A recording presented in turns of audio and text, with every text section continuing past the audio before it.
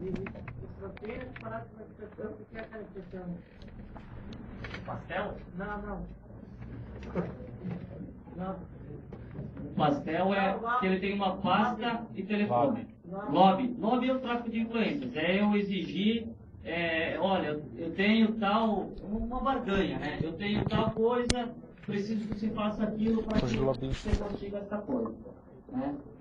Tem uma influência num lugar em que deve prevalecer a impessoalidade, a moralidade, não tratar diferentemente as pessoas em razão de quem elas sejam, né?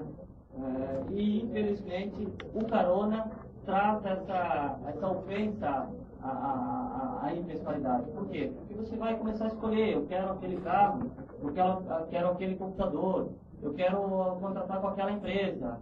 Aquela empresa vai me pagar uma comissão se eu firmar um contrato com ela. Aí você já vai parar. Então o Carona em índice de preços, ele proporciona uma série de irregularidades.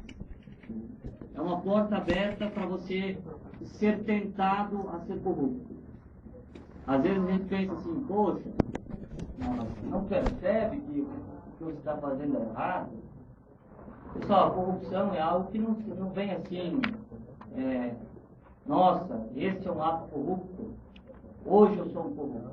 A corrupção vem vindo aos poucos.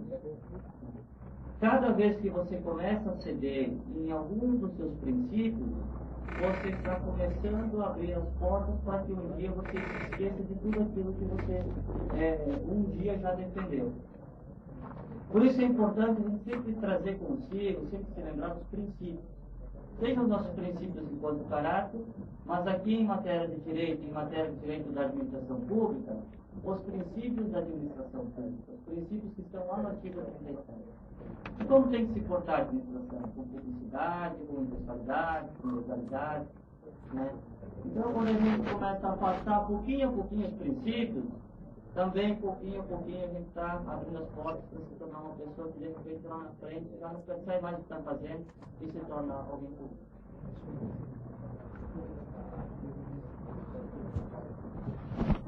A ata de medida de preço pode ser utilizada no pregão presencial como também no pregão eletrônico.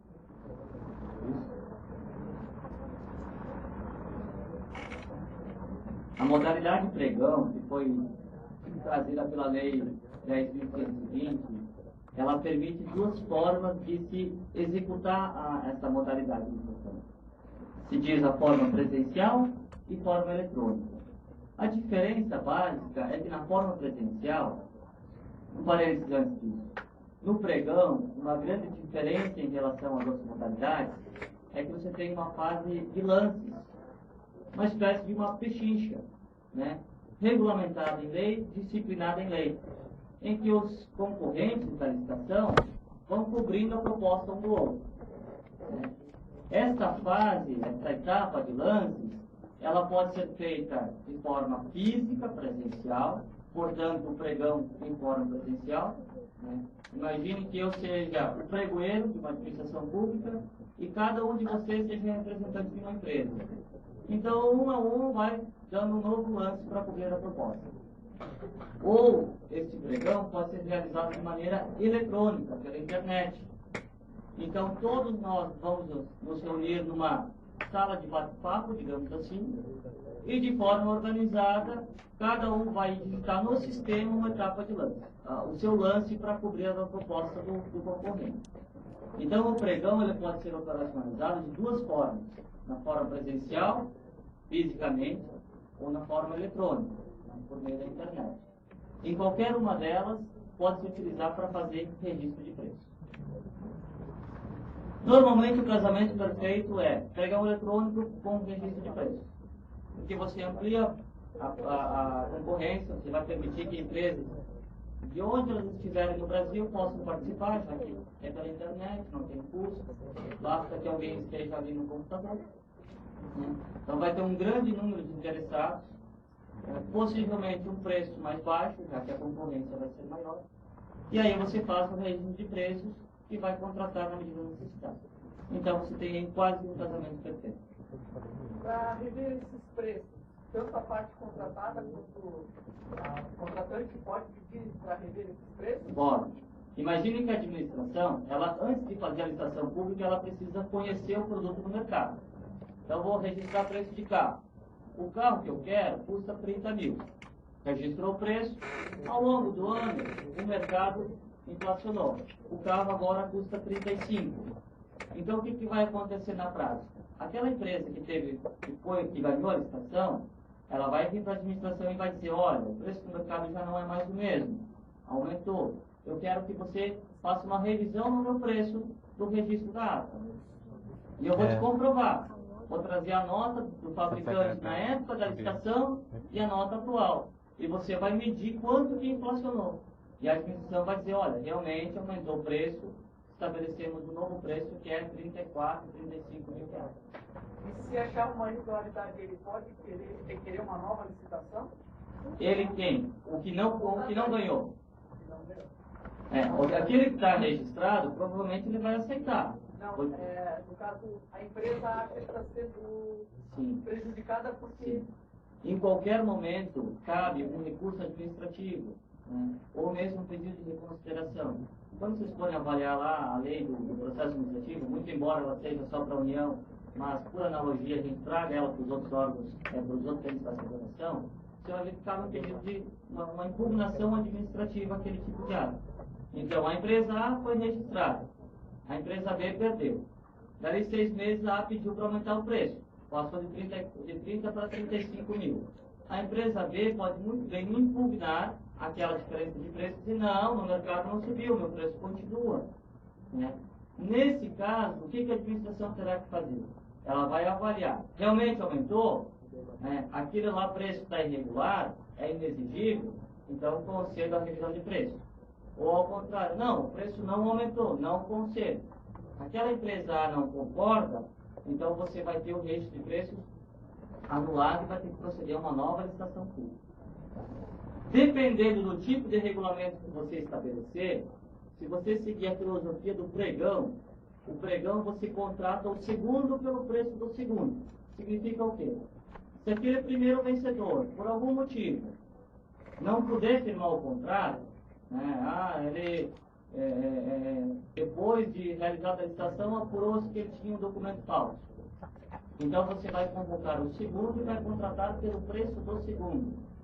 Então, dependendo da situação do teu regulamento de registro de preço, você pode permitir que naquele caso em que a empresa A pediu um reajuste, mas que não teve direito, você agora chama a empresa B para assumir o registro de preço. Porque o preço dela passou a ser um preço aceitável, digamos. Isso vai depender de como está posto o teu regulamento. Senhores, mais algum questionamento? Só uma situação.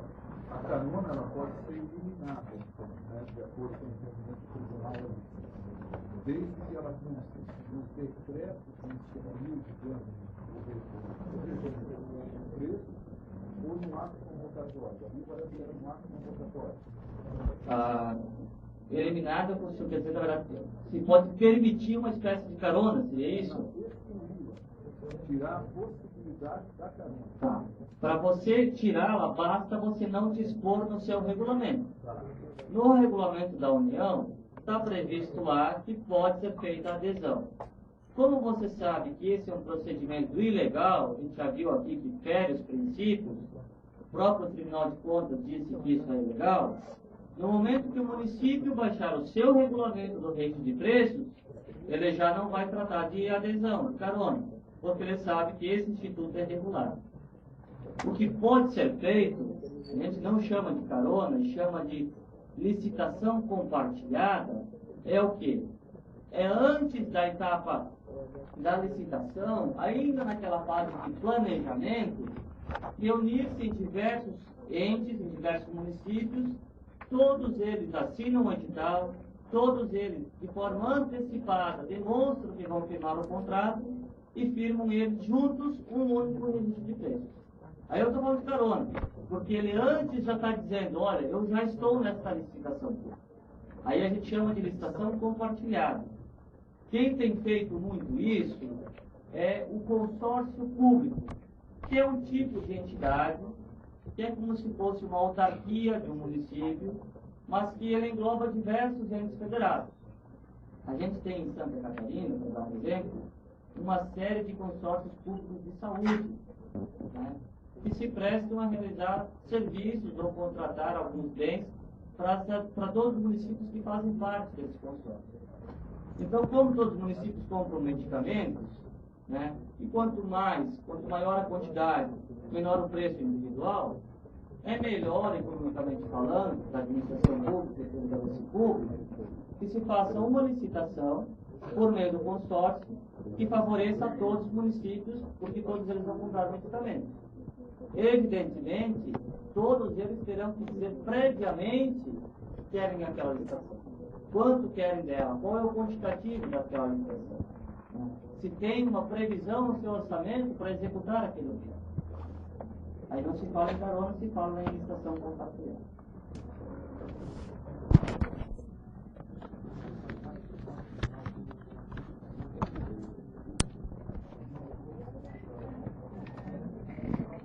A decisão do Tribunal de Contas de Santa Catarina, que eles fazem por meio de pré-julgados, trouxe duas exceções em que, digamos assim, se permitiu o tal carona.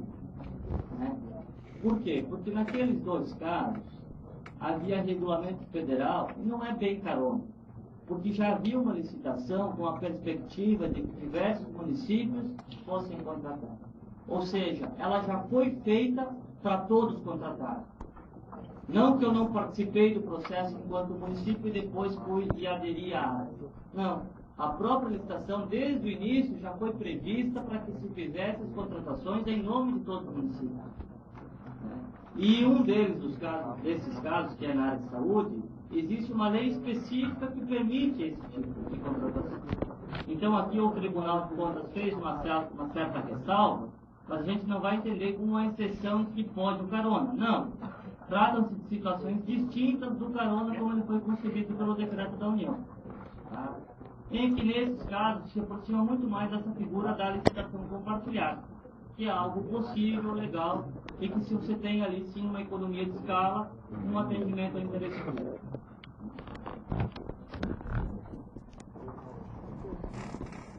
Agradecemos a participação do senhor Edmundo Piscolini. Convidamos o acadêmico Ronaldo Rosa a fazer a entrega de uma recordação ao palestrante.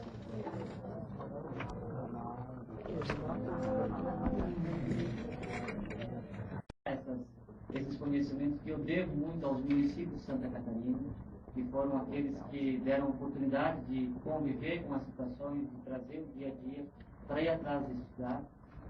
Espero que vocês tenham, de certa forma, sensibilizado em alguns aspectos da licitação pública.